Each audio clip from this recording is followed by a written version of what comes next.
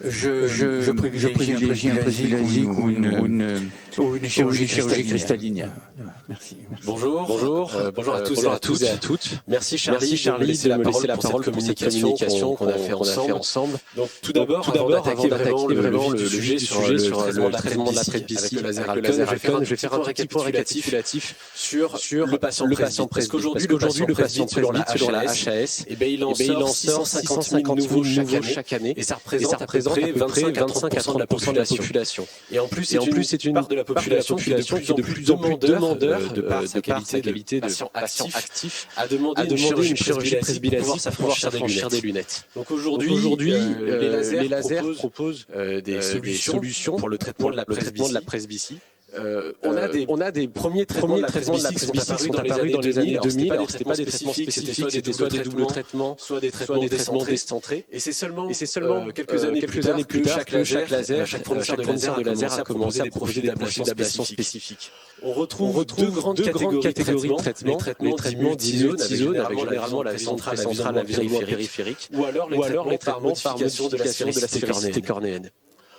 Au rang des multizones, on retrouve le Nidec Pack qui fait à l'inverse de tout le monde une vision centrale. Ensuite, le Johnson Custom View avec une vision très centrale en bizone. Le supracor de Bosch qui est davantage utilisé en France avec un profil biasphérique. Et du côté de la modulation de la sphérisité, le Presbyond avec le LBV pour laser blended vision, dont le Dr Katigana nous parlera juste après. Le Presbymax sur le laser Schwind avec trois stratégies de compensation, dont le Dr AG nous parlera également. Et moi, je vais pouvoir vous exposer plus en détail le laser Alcon avec le module de traitement F-Kate.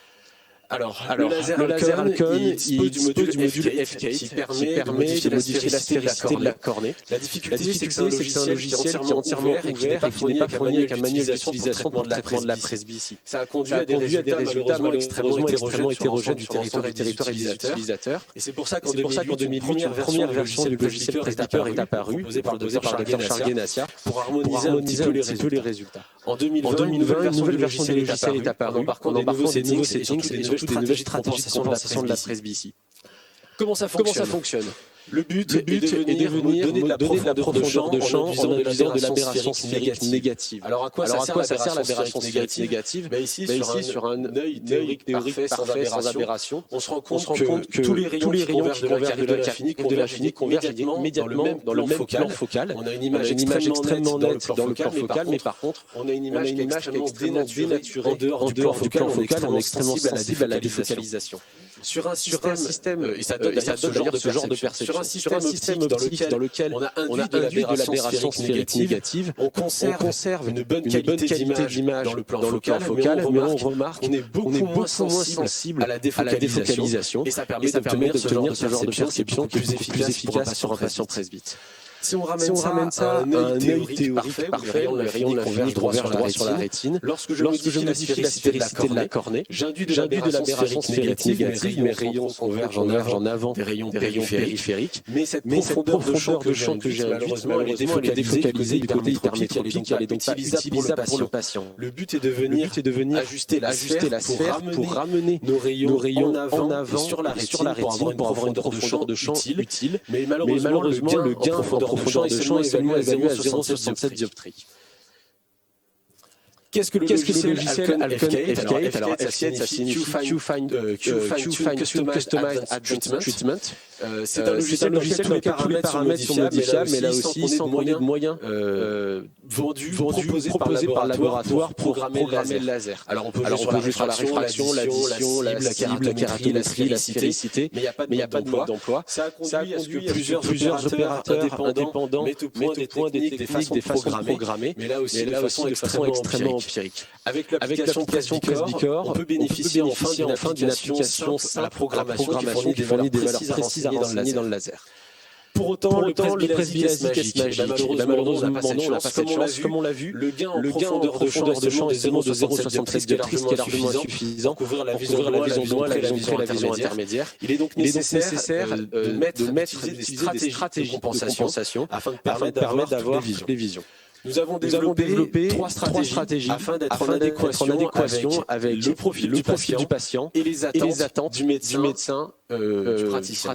On retrouve la monovision optimized, le dual vision et l'equivision que je vais vous détailler tout de suite. Donc la monovision optimized, c'est un traitement unilatéral de la presbytie sur l'œil dominé. L'œil dominant est traité pour la vision de loin. Et la modification de la sphérécité de façon unilatérale va permettre d'obtenir la vision de près et la vision intermédiaire sur l'œil dominé. L'intérêt de cette stratégie par rapport à une monovision conventionnelle, c'est qu'on va déjà limiter de l'anisomètropie induite, c'est plus supportable et surtout, on va combler le gap qu'on a habituellement en vision intermédiaire. On a tous des patients en monovision qui nous ont dit de faire, je suis ravi, très bien loin, je vois très bien de près, par contre, je vois rien du tout, soit de me soit de reculer. Avec ce genre de stratégie, ça permet bien également en vision intermédiaire.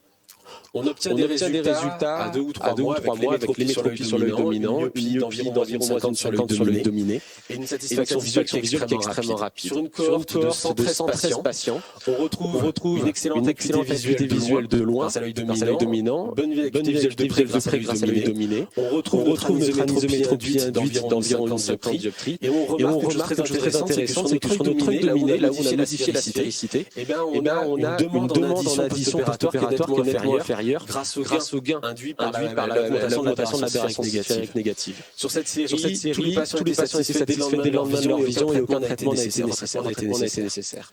Pour la stratégie visual vision, on a cette fois affaire à une modification bilatérale de la sphérécité. L'œil dominant va être optimisé pour la vision de loin et la vision intermédiaire, et l'œil dominé la vision de près et la vision intermédiaire. Et ça permet, pour les patients qui sont intolérants à la monovision, d'accéder à une compensation de leur vision. Puisque cette fois, l'anisomètropie est seulement de 0,60 dioptrie. Quasiment tous les patients peuvent supporter. C'est extrêmement rare d'avoir un patient qui ne supporte pas ce genre d'anisomètropie. Et ça permet d'avoir un bien meilleur maintien de la vision binoculaire. Sur ce genre de stratégie, on reste très légèrement myopie, un peu plus marqué sur l'œil dominé. Là aussi, des excellentes acuités visuelles aussi bien de loin de près. Autant la vision de près est bonne dès le lendemain, autant la vision de loin récupère un peu progressivement, quelques semaines en fonction de la métropie initiale du patient.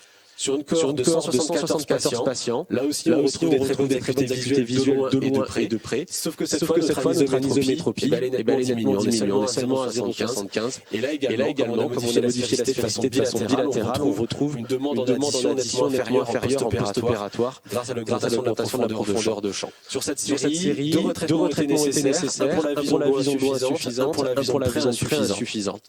Et la récupération visuelle était rapide dès le lendemain pour la vision de près et 1 à 3 semaines pour la vision de loin. Enfin, l'équivision, qui est un traitement bilatéral de la vision avec une modification de la sphérécité sans aucune anisométropie induite. Donc ça, c'est particulièrement intéressant parce que c'est une stratégie qui fait appel à un ensemble de paramètres. C'est à la fois le léger versant myoptique associé à l'augmentation de la profondeur de champ, associé à la sommation de la formation, associé au maintien de la vision binoculaire, associé à la réutilisation de la consolidation résiduelle, associé à la neuroadaptation, qui va permettre de couvrir toutes les distances. Le seul inconvénient de ce genre de stratégie, c'est qu'autant la vision de près est excellente dès le lendemain, autant la vision de loin met beaucoup plus de temps à récupérer. On peut avoir jusqu'à 4 mois de récupération pour la vision de loin. Sur les résultats, pareil, bonne vision de loin, bonne vision de près, on note que les acuités monoculaires sont extrêmement proches entre l'œil dominant et l'œil dominé, c'est vraiment la sommation qui permet d'avoir une bonne vision.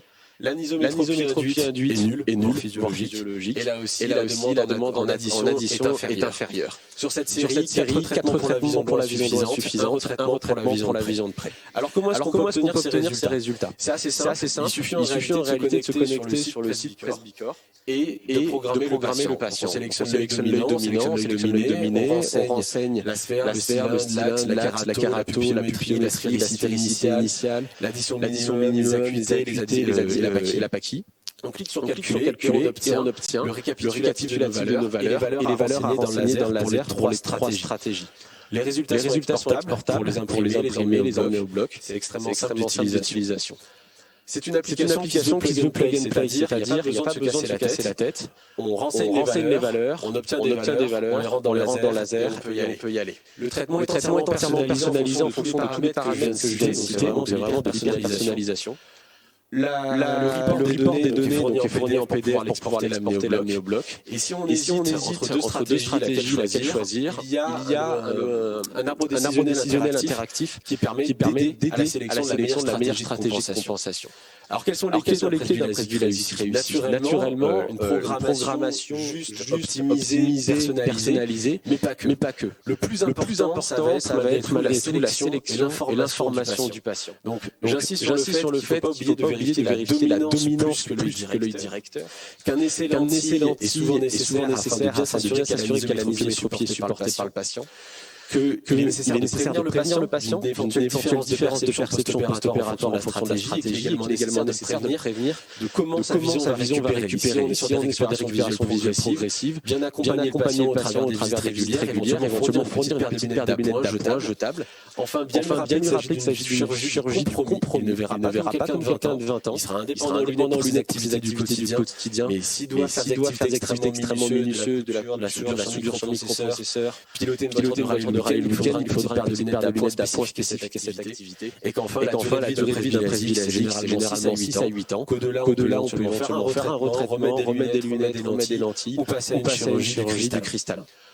Les avantages de l'application Presbycor pour conclure, c'est une solution simple qui repose sur des études et qui permet de simplifier la programmation de ce laser qui est extrêmement complexe. C'est une application qui permet une très grande personnalisation du traitement grâce aux trois stratégies qui sont fournies pour être en adéquation avec le patient et la philosophie du chirurgien. Et enfin, c'est pas seulement un logiciel qui donne des valeurs, c'est également un logiciel qui accompagne le médecin dans sa prise en charge du patient presbyte, puisque sont fournis tout un menu avec des explications sur les stratégies, sur un tout sur tout ce qui est management du patient presbyte en pré-op et en post-op. Je vous remercie de votre attention. Je félicite Monsieur Dutronc et le docteur Guénassia pour ce topo qui est à la fois scientifique et très pratique, et pour arriver enfin à pouvoir faire de la presbytie en appuyant sur la pédale et en réfléchissant un petit peu avant. Et ça, c'est forcément conditionné par l'utilisation de ce laser X500 de chez Alcon. Donc Cathy, si tu veux. Oui, bravo. En tout cas, c'était très bien précisé. Alors, c'est vrai que globalement, vous allez voir plusieurs présentations avec le même thème, et vous allez voir qu'on répète souvent les mêmes choses. Et c'est vrai qu'on a les mêmes discours vis-à-vis des patients. Et tout ce que tu as dit sur l'information, effectivement, c'est absolument capital.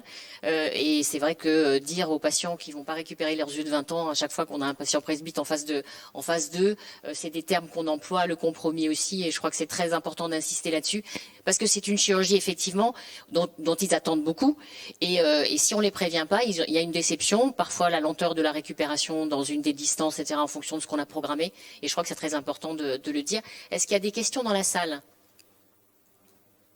Alors, s'il n'y a pas de questions, on va avancer, et puis éventuellement, on fera peut-être une petite discussion à la fin de la session en fonction de ce que vous avez. Alors, Alain, tu vas nous parler, toi, d'un autre laser, donc le Bausch+Lomb, le Teneo, pour ne pas le citer, et parler du Supracor, avant d'aborder le Presbymax avec le Twin. Merci.